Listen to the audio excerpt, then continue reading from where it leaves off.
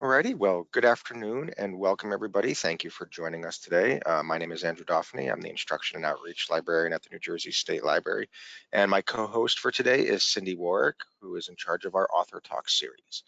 Today we have Dr. Jacob Zumoff, who is going to be talking about a lesser known textile strike in Passaic. Before we jump into the presentation, I just have a couple housekeeping items to go over. We will be taking your questions at the end of the program today, but you can submit them at any time using the questions box in the GoToWebinar dashboard. This program is also being recorded, so a link will be sent to everybody once it has been uploaded to our YouTube channel. For those of you who may not be familiar with GoToWebinar, this is what your dashboard should look like if you're using a PC or a Mac. If you're using a mobile device, the dashboard is going to look different depending on the device you're using, but all of the features will still be there. In the top section here, you have your audio. So this is you can check this area if you have any audio issues to make sure that's connected to your computer audio. You can select the speakers here to make sure that you're using the correct speakers. At any point today, if you have any problems, there is a raise hand button here. You can click on that. That'll alert me. I will send you a message in GoToWebinar and hopefully be able to resolve your problems. And as I mentioned before, there is a questions box down here. You could just type in your questions there, hit send, and we'll be able to address them at the end of the program. That is everything that I have for you. So I'm going to turn it over to Cindy. Well, thank you for joining us on this day. We appreciate your coming. Now, we have some things coming up. Andrew is the outreach librarian, schedules some wonderful webinars. And on April 26th is the Truth About Anxiety. And so I think that'll be a very interesting one. And then on April 27th, we have fundraising during uncertain times. Oh, we haven't known any of those lately, have we? No. But to register for either or both of those, visit the State Library website and look under the events page, and you'll see that. Now, next month on May 11th, I'm hoping that you can join us. We have a gentleman named Brian Armstrong, who's a historian and an author. He talks about his book, The Franklin Park Tragedy, a forgotten story of racial injustice in New Jersey. It's about that on March 1st, 1894, two African-American men broke into a home in rural Franklin Park and murdered a white woman and her daughter before her husband fought and killed the attackers.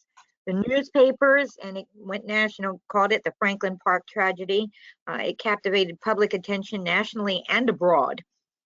And another tragedy came afterward with the racist forced expulsion of many local African-American residents. So author Brian Armstrong tells the story of this sundown town and how it evolved into the diverse community that exists today. So I hope you're able to join us then on May 11th for that interesting story. Another one that I really hadn't known anything about until I saw the book. So I'm glad that I'm going to be hearing about it as well. But for today, we have with us Dr. Jacob Zumoff, who's going to be telling us of a time in New Jersey when 15,000 wool workers went on strike for more than a year, defying police violence and hunger, and the impact of all of that. I don't want to say any more because it might be a spoiler alert, and he's the one who knows this stuff. So I do want to introduce him. He has a BA in history from Rutgers University and a PhD in history from University College London. He teaches transnational and comparative history, including United States, modern European, and Latin American history courses. His research focuses on the intersection of the labor movement, radical politics, and racial oppression in the Americas. His first book looked at the Communist International and the communist movement in the United States in the 1920s. The book and story that we're going to be hearing about today is his second book, The Red Thread, the Passaic Textile Strike. And he's also researching Afro-Caribbean migration. I don't know if you say Caribbean or Caribbean, but there it is.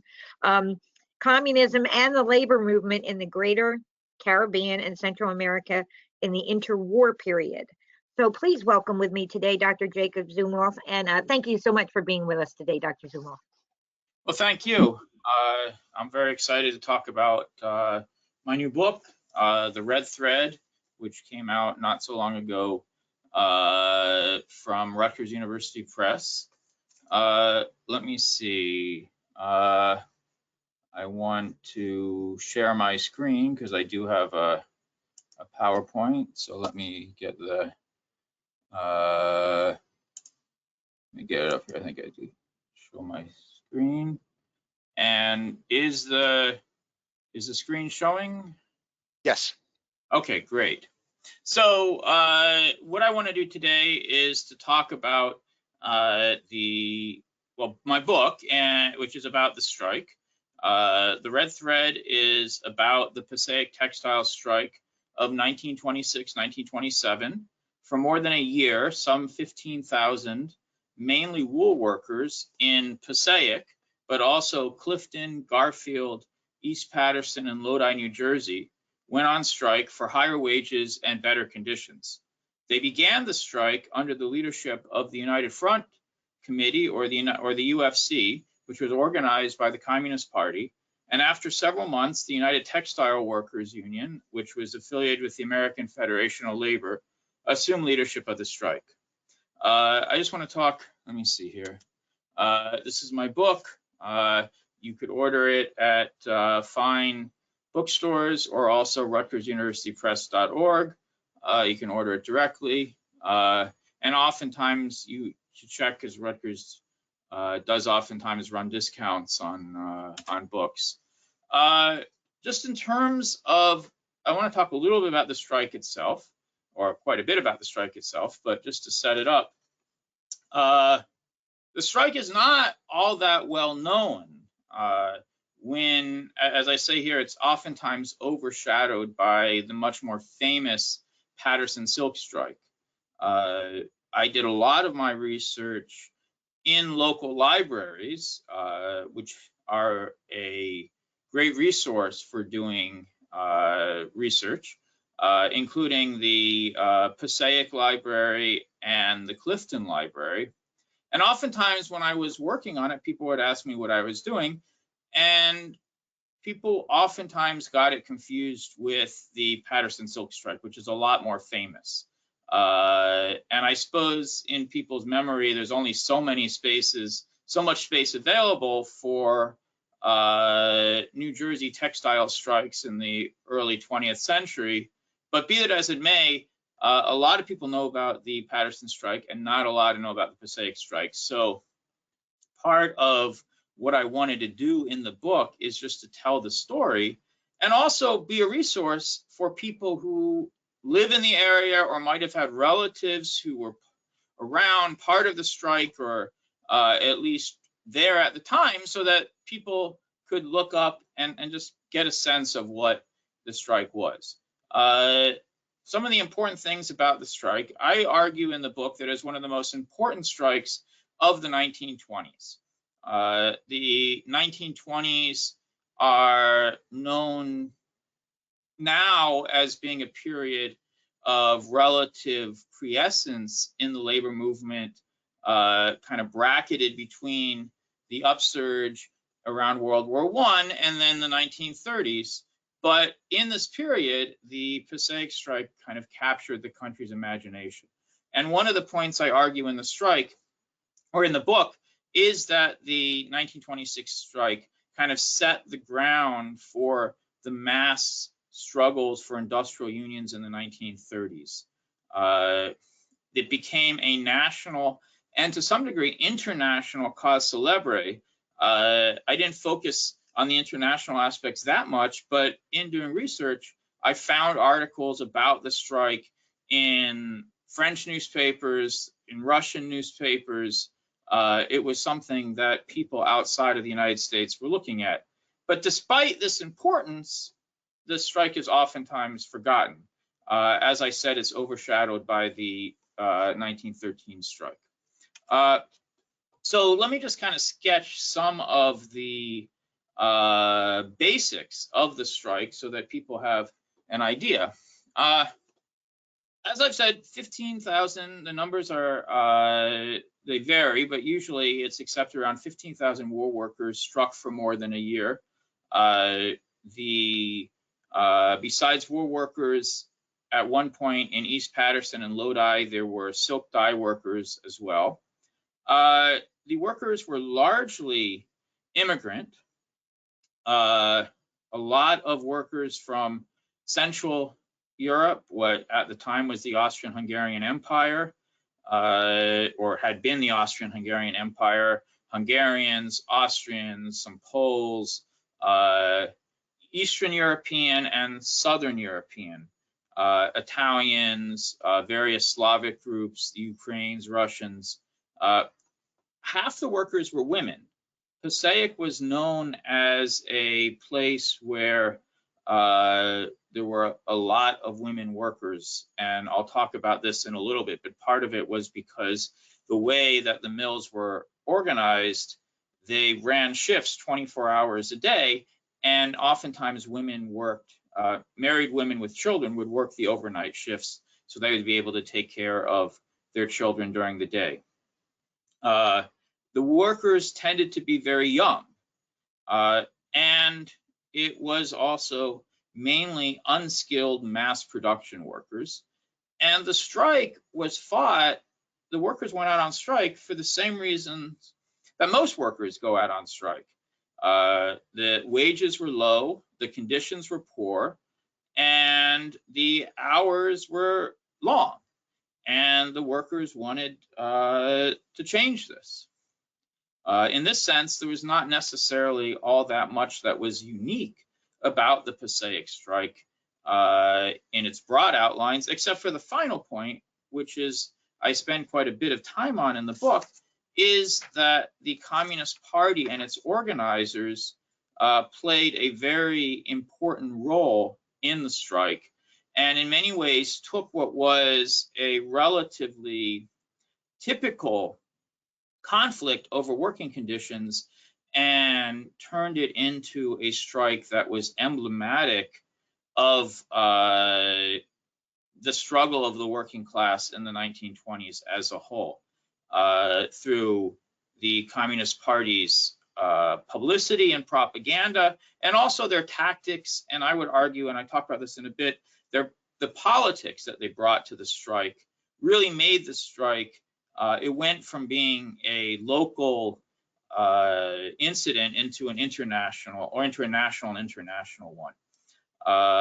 And a lot of my book examines the role of the Communist Party. And this was the first major strike that the Communist Party in the United States played a leadership role. And I'll talk a bit about the Communist Party in a little bit. I want to talk a little bit about the Passaic wool industry, because today there's not really any, well, today there's not that much textile production in the United States or in the Northeast all that much. And there is some in the southern states, but the textile industry doesn't employ the same huge numbers of people that it did 100 years ago. And in its time, Passaic was one of the main centers of the wool industry in the United States. And it's interesting how that came to be. Geographically, what Passaic offers is that it is close to New York City without being in New York City. It is close to the garment trade, which at this time was centered in New York, but it also is easily accessible by transportation to send out the products elsewhere. It has and the wages in New Jersey did not have to be as high as in New York City. What kind of gave birth to the wool industry was in the late 1800s, there was a series of tariffs that were put on a lot of goods, but including textiles. Before this, the wool industry was largely dominated by German firms. And there were companies that had been in existence for a very long time. I guess in some ways, the most important one was the so-called Forceman. Well, in German, it was the Forceman und Hoffmann firm. The Forceman family had been involved in the wool industry, according to one account, for 5 generations. And like a lot of industries, they had been producing the wool in Germany and then importing into the United States. In the late 1800s, Congress puts a tariff that made it unprofitable to import wool. So what the German companies did is they opened up factory or plants in the United States in order to get around these tariffs. And they imported, basically whole scale imported the German technology, the factories, the machinery, and to some degree, the skilled workers as well. And to the fact that Rutgers University Library has some of the stockholder meetings minutes from this period, and they're all in German in the late 1800s. Eventually, they would move into English, but it was kind of a whole-scale transplantation of the German companies into the United States. And Passaic was the key center. Now, of course, before this, Patterson had already developed the silk industry, and I think to some degree this is why the wool industry moved to Passaic. But there's a lot of differences between the silk industry and the wool industry, besides obviously the product. The silk industry in Patterson was made up of a lot of small workshops with very high skilled work, mainly done by men. Many of them had come from either Galicia or from Italy and were skilled silk workers. In Passaic, there were huge plants with very few, there's like I think a handful of companies who had plants that had thousands of workers, that the emphasis was less on skilled labor and more on machinery and what's called capital concentration instead of labor. And the jobs were mass production, unskilled work that you didn't have to have decades of experience. And a lot of the work was done, particularly a lot of the unskilled work was done by married women. And Passaic was known for the fact that it had night work. They ran the plants 24 hours a day, and a lot of the work at night was done by women who had children, and they would work a 10-hour shift at night, come home, their husbands would then go into the plants to work during the day, and the woman would take care of the children. This is after having worked all night long. And so one of the issues in the strike, not in an explicit way, but in the background, was the treatment of women and the lack of childcare. As I indicated, in Passaic, it was a highly concentrated industry with fewer companies, and the companies tended to be much larger and much more powerful than in Patterson. And at the pinnacle of this was the so-called Wool Council, which was kind of a confederation of the large companies in Passaic. And one of the things that it tried to do was to prevent workers from unionizing, including having spies in the workforces to try to blacklist workers who were thought to be too interested in radicalism or unionism. So the Passaic industry, in many ways, the wool industry, it set the stage for mass production later on.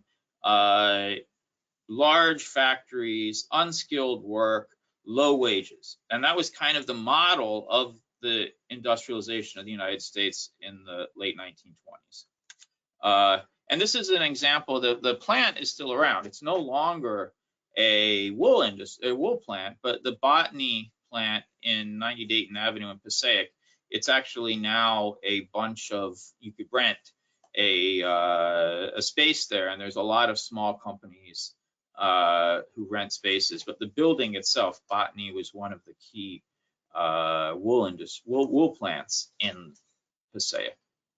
one of the other ones was, as I said, the Forrest and Huffman. The public library in Passaic is called the Julius Forceman Public Library, and it was called that because the Julius Forceman, who was the owner of one of the Forceman and Huffman factory, donated his land later on to set up the public library. So these wool companies largely dominated the city. Now, throughout the late 1900s and the early 20th century, the Passaic was known as a non-union city, which is different than Patterson, which, even leaving aside the famous strike, had a history of union organizations.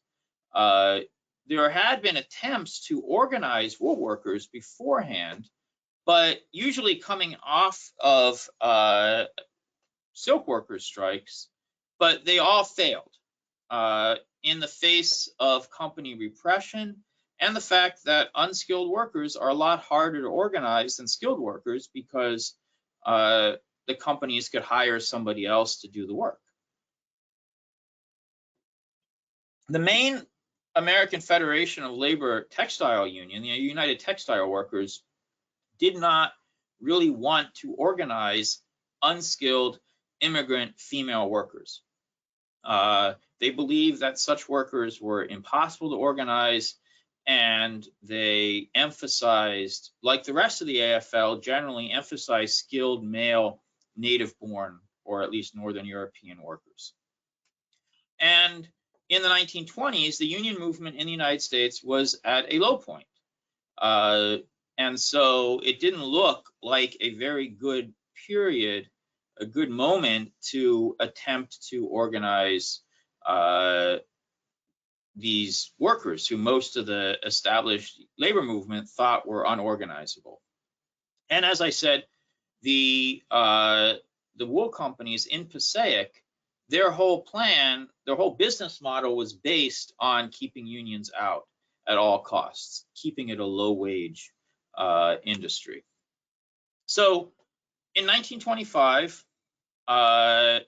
there was a downturn in the wool industry. The wool industry was a very volatile industry, and during World War I, it had been a very profitable time for the companies because wool was considered an essential product for the war, and so profits went up. But then after the war, there was a glut in production and prices went down. And in late 1925, the wool companies began to impose wage cuts because the attitude of the companies was, when business was bad, the way to keep the industry profitable was to cut wages, increase hours and cut wages so that workers would get less and the company would get more. And this is part of one of the reasons why they wanted to keep unions out. And so in the botany plant, which is the one that I had showed earlier, workers began to organize. They began to assert their right to not have wages cut and to keep hours at what they would see as a normal amount. And two of the important people who were involved were Gustav Dieck and Albert Weisbord. Gustav Dieck was a worker in the botany plant. He was, I believe he might have been 18 or 19. I don't remember his exact age, but he was young. He was born in the United States, but he was of a Hungarian background, and a lot of the workers were Hungarian. And another key figure was Albert Weisbord, who was not a worker in the plant. Albert Weisbord had recently graduated from Harvard University Law School, but he had become involved in left-wing politics. He was a member of the Communist Party. And so the two of them, Gustav Dieck and Albert Weisbord, were kind of the key leaders in the strike. Dieck from inside the workforce and Weisbord from outside. And together they organized something called the United Front of Textile Workers, which was a union in everything but name, essentially. And it was the organization that tried to demand better treatment and higher wages for the workers. And the botany management, when Deek went to them to demand better, to reverse the wage cut in late 1925, the first response of the botany management was to try to bribe him by giving him a better job and more money in order for him to shut up. And when he refused, they fired him. And this is kind of what began the strike. And I want to highlight here the role of the Communist Party, because as far as I'm able to figure out, both Deek and Weisbord were supporters of the Communist Party in the beginning of the strike. This is a picture of Weisbord. He's a very interesting figure. Like I said, he's very young. He had joined the Communist Party in Boston when he was a student at the Harvard Law School. Before that, he had come from New York City. And he is, depending on who you speak to, people either consider him very charismatic or they consider him an egomaniac. And there's probably an element of both. Gustav Deek, who I spoke about, is the gentleman not with the gas mask, but the one next to the guy with the gas mask. He was also in many ways a natural-born leader. He went on to be essentially later in the 70s, essentially the mayor of Garfield. But Deek and Weisbord were kind of the springboard of the strike. Just to talk a little bit about the strike very quickly evolved into a huge affair, because the botany workers went out, and then within several weeks, all of the plants in Passaic were also out on strike. And two of the things that made the strike so important were the picket lines and the police violence. The emphasis of the Communist Party was on building strong picket lines that would try to shut down the plants and also emphasize the power of the workers. And so they would organize pickets, sometimes thousands strong. And the police in Passaic responded with massive amounts of violence. Passaic was known as a wide open town during Prohibition, and the police were known to be corrupt and violent. And this was not necessarily something unique to Passaic. It was something, I would argue, throughout the industrial Northeast, and certainly in New Jersey, where I am now in Jersey City, was certainly known for its own the police violence and corruption as well. But this is just an example of both the massive picket lines and also the violence that happened, because you could see, the masses of workers here, but you could also see the police attacking the workers. And so the image of the picket lines and of police violence were something that were picked up by the New York City newspapers and became known nationally and then internationally. And so just give you an example of the tremendous violence that was meted out against the strike. There's something called the Battle of Ackerman Bridge, which is the bridge. Ackerman Avenue is the bridge that connects the city of Passaic to Garfield across the Passaic River. And in February, shortly after the strike, as this quote from the Passaic Daily News indicates, the police just wantonly attacked strikers. And this was something that happened day in and day out, the tremendous violence. So just to give you some figures, I was able to find that between February 1926 and February 1927, there were 900 people arrested during the strike. The total bail of the strikers during the strike was more than $600,000, which, to give you a sense, in 1926 dollars is around $8.5 million today. The fines meted out to workers, that is to say, workers who were arrested and dragged to court and then fined for oftentimes disorderly conduct or various other strike-related offenses, was $4,000, which is almost $60,000 by today's standards. So there is a massive amount of repression against the strikers. Helen, New Jersey, that was my opening slide, was a booklet that was put out by the strike support, and it was used to describe the violence in New Jersey against the strikers. And this is a quote from the New York Sun. One of the things that happened, as I indicated, is that the New York City papers picked up on the violence and on the strike and made it a national example of attacks on workers. I mean, it didn't help the fact that the Passaic police seemed to have a policy of attacking newspaper reporters.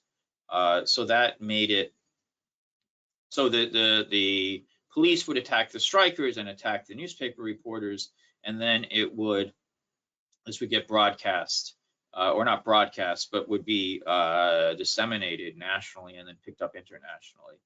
And at various times, most of the key leaders found themselves in jail.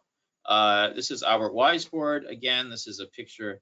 He was arrested and sentenced to jail, or he wasn't sentenced, but he's arrested and put in the Hackensack jail. So what I want to talk a little bit about, one of the things, I mean, in many ways, if I could step back, this does not distinguish the strike all that much, because in the 1920s, violence against strikers was something that was very common. It was only in the 1930s, really, that the law was changed to recognize a legal right to strike. Before that, striking and picketing were considered illegal, and the police would go against workers who went out on strike. One of the things that makes the strike unique wasn't what I've spoken about, but the role of the Communist Party. And I want to talk a little bit about what the Communist Party did at the time. My interest in the strike originally came from my interest in the Communist Party. My first book was about the CP, and the Communist Party in 1926 was kind of in an interesting period in its development. It was beginning to seek kind of come to grips with American reality, or what I refer to as Americanizing the Communist Party, as part of the international communist leadership to forge communist parties that would be able to lead the working class to power through socialist revolutions throughout the world. At the same time, this was in the background is the rise of Stalin and kind of the change in the communist movement away from an emphasis on revolution internationally to what Stalin called socialism in one country. So the Communist Party is kind of in this liminal or in-between stage. As revolutionary Marxists, the communists saw the industrial working class as central to their fight for socialism. And before the Passaic strike, the CP, or the communists, had little influence in the labor movement and was seen as being politically disoriented and isolated. During the strike, the communists proved themselves to be credible organizers, and they mobilized tremendous national and international resources and dedicated an untold number of hours to the strike. And so here, I mean, the Communist Party had fewer members, I believe, in the United States than there were strikers in Passaic. So the fact that they were able to do such work in many ways shows their organizing skills, but also their political dedication. One of the things they did is relief work. The International Workers' Aid. Workers went out on strike for a year, including without a paycheck, including in really horrible winter. And the communists organized a way for strikers to get food, to get services, to get clothing, so they were able to get daycare for their children. So they were able to continue striking for more than a year. And this was also a way that the communists worked to build solidarity with the strike for workers elsewhere. There was tremendous amount of effort on legal defense. The Communist Party had a fraternal organization, the International Labor Defense, that provided lawyers and other aid to help so that the legal repression and the police violence wasn't able to crush the strike. The International Labor Defense, or the ILD as it was known, became much more famous in 1927, the next year, in the campaign to free Sacco and Vanzetti, two Italian anarchist workers. But I argue in the book that the Passaic strike in many ways laid the basis for the Sacco and Vanzetti campaign. The Communist Party had a tremendous publicity machine. They had, for example, the Daily Worker, which was a daily newspaper published at various times New York or Chicago, but within national scope, that publicized the strike. And there's various other journals, all this in the part of building support and solidarity for the strike. And what I argue in the book, that one of the key contributions of the Communist Party was not just that their organizing work, although that's important, but their political framework, that they saw the Passaic strike as emblematic of the struggle of the working class in the country and internationally, and also that they believe that class struggle, not looking toward the Democratic Party or other capitalist politicians, would be what would decide the fate of this strike, and that really the strike would be won or lost on the picket line. So this is just a sampling of some of the propaganda or some of the publicity that the Communist Party did. They had the Daily Worker, they had the Labor Defender, they had a pamphlet by Weisbord, they even put out a movie, all in the interest of publicizing the strike, building solidarity, but also emphasizing that what they saw as the political message of the strike, that workers needed to fight, that they needed to organize against capitalism, and that ultimately capitalism would need to be gotten rid of through workers' revolution. And this was something that that motivated them throughout the strike. I want to talk a little bit about women in the labor movement and the strike. I won't go into it too much, except to say that one of the things that I think makes the strike important and interesting is the role of women in the strike. Because in the 20s, there was the beginning of an increase in the amount of women working. As I say here, 3 of 10 wage women workers worked in factories. But by and large, the unions ignored women workers. So in 1927, there were 471,000 women textile workers, but only 20,000 of them were in unions. The UTW, in some ways, was a better union in the sense that they actually employed a female organizer, but because they didn't want to organize unskilled and immigrant workers, they tended not to organize that many women workers to begin with. So the CP, in emphasizing the role of women, the communists actually, in that sense, pushed forward the labor movement. The women workers were central to the wool industry. And as you know, this is a pamphlet by Mary Heaton Force, who was one of the premier labor journalists of the time. And she emphasizes the fact that women in Passaic not only worked long hours, but had tremendous family obligations, taking care of children and other things. And so the Passaic strike, to a large degree, highlighted the condition of women workers. And women were quite prominent and active in the strike. And this is just a list of some of the important women who were active. Elizabeth Gurley Flynn was not a wool worker, but she was one of the leading labor organizers of the period. She had, of course, had been in the Patterson strike, and she would speak several times a day to the strikers. This is a picture of Elizabeth Gurley Flynn speaking to the strikers, and you can see the presence of women as well.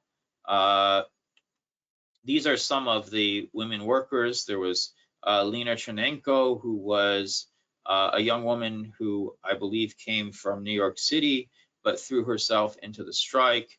And the role of women in the strike was something that's very noticeable when you look at the pictures and the memoirs of the strike. Nancy Sandowski was from Garfield. She was known as the striker's Joan of Arc, in part because she was arrested more than 20 times during the strike.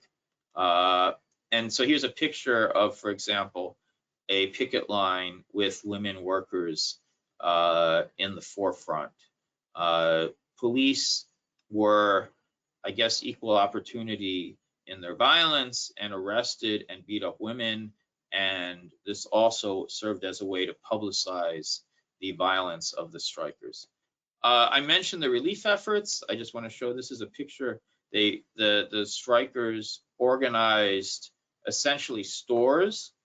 They would get donated goods. For example, the Bakers Union in New York City donated several truckfuls of bread, and then they would allocate it so that each family would get a certain amount of food or of clothing. Later on, they also set up daycare centers and various things so that it allowed the workers to continue to strike, and also allowed supporters to build solidarity from outside of Passaic. Children were a key part of the strike, both because they were workers and because most of the workers had children themselves. So in order to allow the strikers to continue, one of the things that the union did is organize playgrounds and strike schools as a way to both build support for the strike and to allow the strikers to continue. So I want to talk about the end of the strike because, of course, any strike you have to judge by what it accomplished. And so what did the Passaic strike accomplish? It went on for a year. And if you read the information from the time or the news accounts of the time, it's kind of, there's no consensus on whether it was a victory or whether the workers were defeated, or oftentimes it's referred to as a stalemate. And one of the things that the communists did is they tried very hard to get the labor movement, the American Federation of Labor, to take over the strike. And the United Textile Workers, in the fall of 1926, that is to say several months into the strike, eventually agreed to take over the leadership of the strike. They established a union, but the UTW leadership never got over the fact that they didn't want the strike to begin with, and to be honest, they didn't want a lot of communists running around in their unions. So they purged Albert Weisbord and other known communists from the union, and they settled plant by plant or company by company, with the last strikers returning to work in March 1927. That is to say, more than a year after the strike started. I argue in my book that the strike was a defeat. At the end of the day, there was no union contracts or recognition, and many workers were blacklisted or were unable to return for economic reasons because the wool industry had declined. And it really wasn't until World War II that the Passaic wool mills were finally organized. And that only lasted for a short period because by the late 1950s, a lot of the wool production in Passaic had left. The big companies either went out of business or they moved to the south. So in a narrow sense, the Passaic strike was a failure. It didn't succeed in raising the wages or establishing a union. However, it did succeed in a broader sense by showing in the 1920s that it was possible for workers to fight back and organize and demand better conditions in the context of a very anti-union period. And for the communists, one of the things it showed is that the Communist Party and its supporters were competent union organizers, something that would be shown in the 1930s as both communists and other leftists really played a key role in revitalizing the labor movement. So in that sense, the importance of the strike go beyond, I think, just the narrow outcome, but taken as a strike, just as a strike, unfortunately, I think that the workers went down in defeat. So there's a lot of stuff that I only mentioned briefly. I mean, in some ways, an hour seems like a long time, but there's a lot of stuff in the book that I was only able to briefly mention. I hope that there is some questions, which I'd be happy to ask, but I found the book working on the book very interesting. And again, I would urge people to take a look at the book, especially if you had relatives or you're from the Passaic area. So I'm not sure if people have questions or comments. Alrighty, thank you so much, Dr. Zumhoff. If anybody does have any questions, please feel free to submit them using the questions box in the GoToWebinar dashboard. Who was the most interesting character that you came across in your research? Well, that's a good question, because one of the things I really loved about writing this book is running into a lot of interesting characters. And so I would say, I'll give you two examples. One would be Albert Weisbord, which is like the name that everybody thinks of when they think of the strike, to the extent that people think of anything. And he was a fascinating character. He led this important strike, and then he kind of faded into obscurity. And at times, I wasn't sure whether he balanced charisma and insanity and megalomania. And so just going through some of the stuff was fascinating. But in terms, a character that I think is not widely known, for example, would be Nancy Sandowski, the so-called striker's Joan of Arc, who is mentioned time after time in the newspaper coverage because she was arrested 20 times, more than 20 times during the strike. But basic biographical information is missing from her.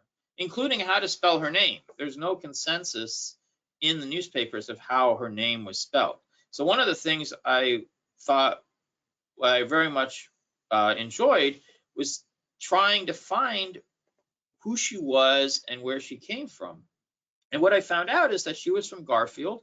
She came from a Polish-American family, several siblings, and this strike was really her one, like the time that she was able to become an actor on the broader political stage. And once the strike was over, she was largely forgotten. There was an obituary for her at the time when she died. I think it was in the 1970s, but it didn't even mention that she had been a leader in the strike. So one of the interesting things about the strike is it showed how it gave a voice to people like Sandowski, a young woman who really, given the reality of the situation, not a lot was expected of in life, and she was able to become a leader. And there are other people, both men and women, in the strike who kind of rose to prominence. So one of the great things that I found out working on the book is just the stories of these people. And hopefully that would inspire, like I said, people who are reading the book today, including people from the area. On that note, we have a comment. Thank you for this very interesting webinar. I'm a Rutgers labor and employee relations grad who is well aware of the Passaic silk strike. I look forward to reading your book. Great. That? I think that the emphasis, the strike is something that people in New Jersey and nationally should probably know about, and hopefully the book uncovers some of that history. What was the afterlife of the strike after the third period turn in 1928? Was there any retroactive criticism on the United Front tactics? Yes. I mean, that's an interesting question. And the last part of my book, I mean, I didn't go into too much of the way that the Communist Party dealt with the strike internally for lack of a lot of time. But one of the resources that I used in writing the book, was both the Communist Party press and the records of the Communist Party that had been in Moscow and the Communist International.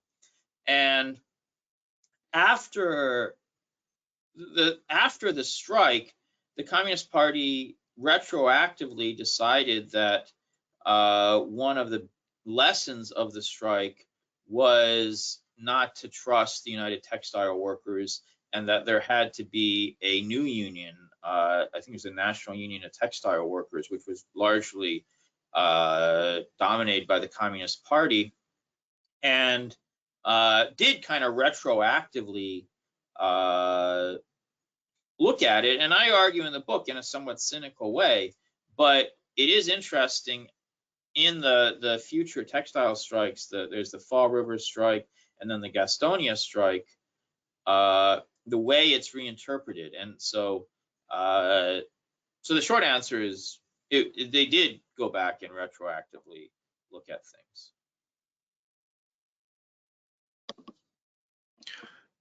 What can the current union movement, especially workers currently organizing at Starbucks and Amazon, learn from the success and failures of the Passaic strike?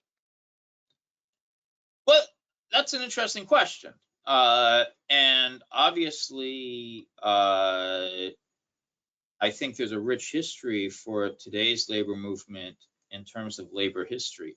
The points that I emphasize in the book, one of them is the importance of leadership and the importance of a leadership that does not accept or sees that the way for unions, for the working class to move forward, is not to rely on the Democratic Party or capitalist politicians or through maneuvers with the law and various things, but actually on the power of the working class itself, at the picket line, and also the importance of organizing class independence. And so what I think really like I said, makes the Passaic strike that much more important is the role that the Communist Party played in bringing a broader political, in case of the Communist Party, a socialist outlook to the strike. And that's what I think has been lacking in the labor movement over the past period. Was there a KKK presence? That's an interesting question, and I guess some of the answer depends on what you mean by the KKK. New Jersey, or what you mean by a presence. New Jersey was actually had a very thriving Klan movement in the 1920s, and one of the resources that I used is in Rutgers. There's a collection on the Ku Klux Klan in New Jersey, and in Bergen County, the Klan was huge. And so during the strike, Weisbord, who is of Jewish background and is communist, and the workers are largely Eastern European immigrants, largely Catholic, the Klan actually sends a threatening letter to Weisbord telling him to leave town, which he doesn't do. And so, but it is an example of how the Klan was there. I don't know to what extent the Klan organized during the strike, but it's always something in the 1920s was in the background.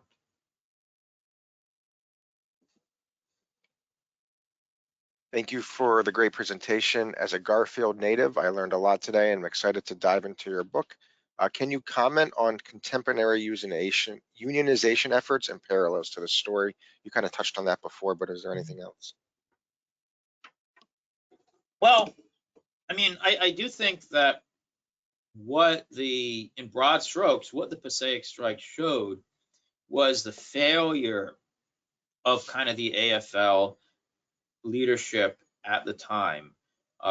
Its refusal to organize immigrant workers, its refusing to organize unskilled workers, it's looking for skilled workers and as Samuel Gompers said, rewarding our friends through voting and various things like that. And what the strike emphasized was a weakness in the labor movement, especially the leadership.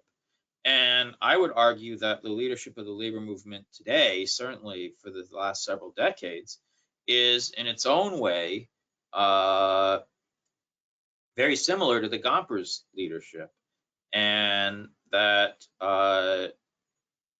the strike points the way to kind of the need for a new leadership in the labor movement, one that's not pro-capitalist, one that doesn't look to the Democratic Party.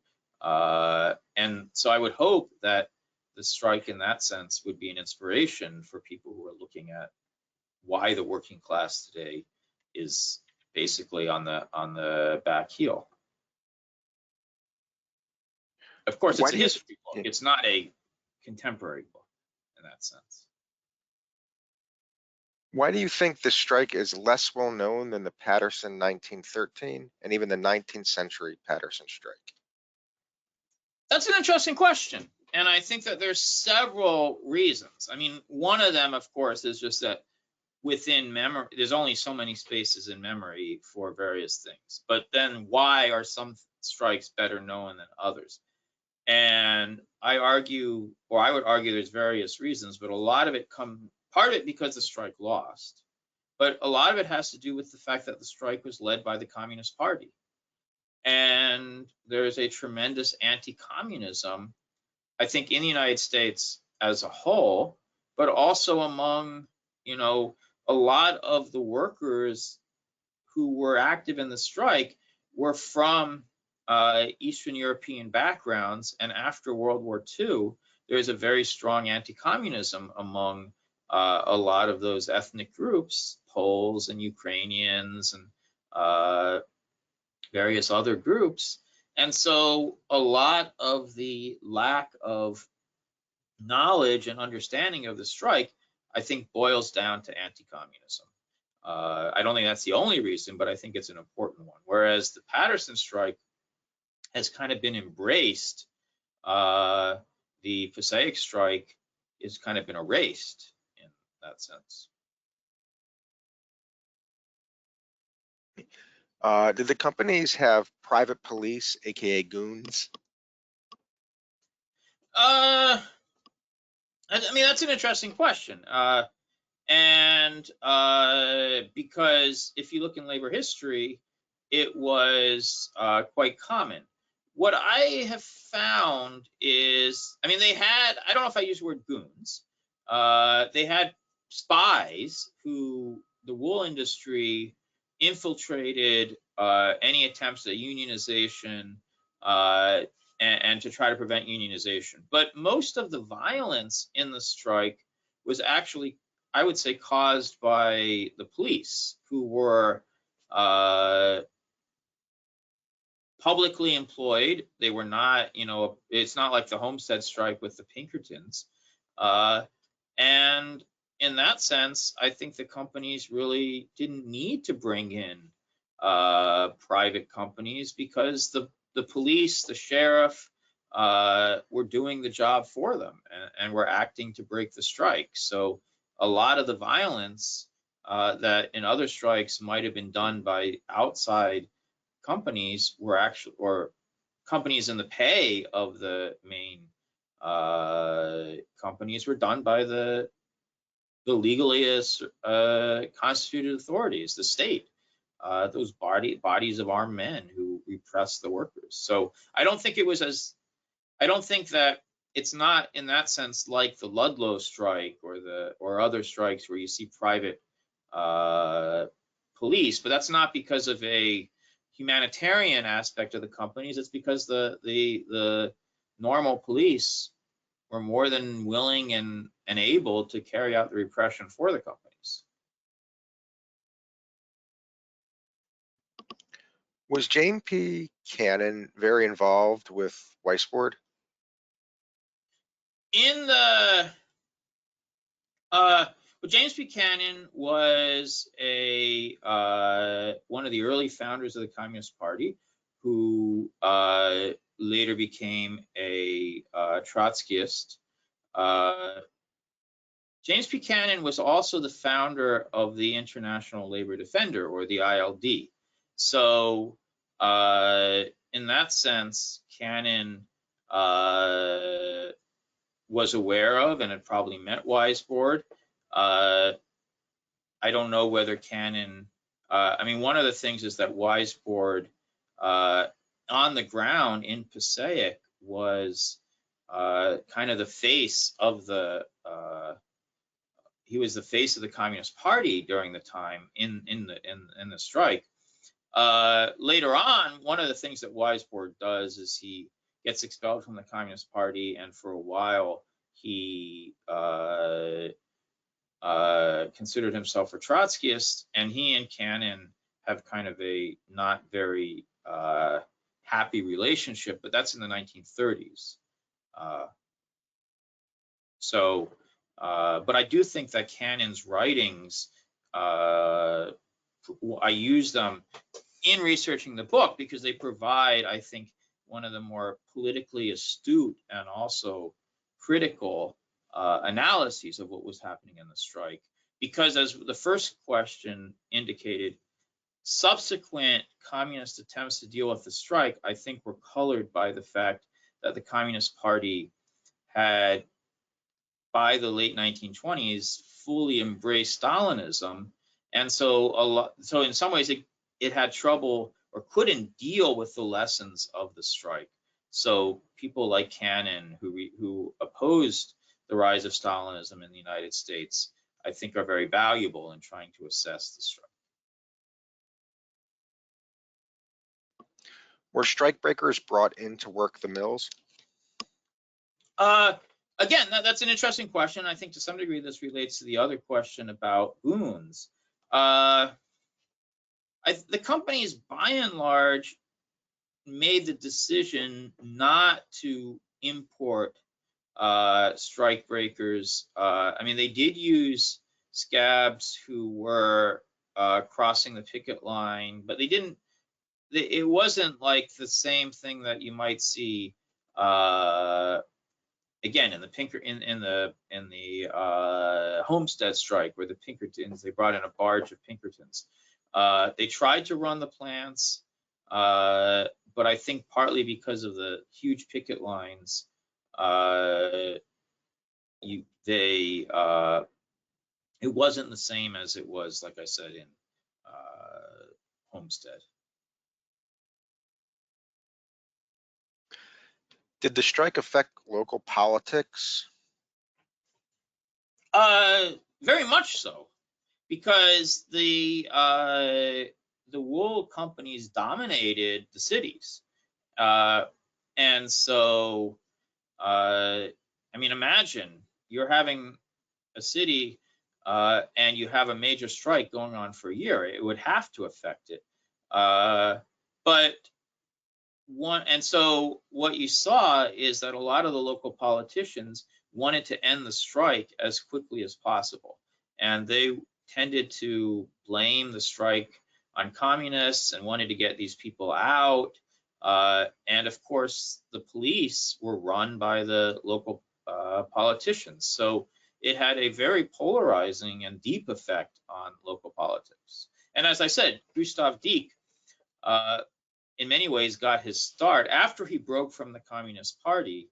By I believe, the late 1930s, kind of became a political figure in Garfield, eventually becoming the equivalent of mayor of Garfield. But yes, it had a very deep effect on the politics of the city and of the state.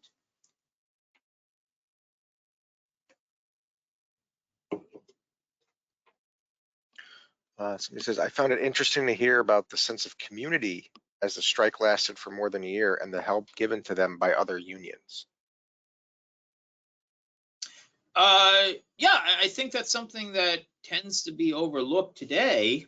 But one of the things the Communist Party did is they magnified the impact of the strike by trying to build solidarity throughout the labor movement. They went, New York City was a place, both because it's so important in the labor movement and because the communists had support in various unions, but they went to unions in New York City to try to get support, but also nationally. One of the things that a way to raise money is that the International Workers' Aid made a film, which you could find on YouTube, called the Passaic Textile Strike, and it dramatized the strike by having scenes from the police attacking picketers and workers on strike, and they would take this to unions nationally. They went on tour as far as California, and they would raise money. And so one of the things the CP did is they made this strike a strike of the entire working class against the capitalists.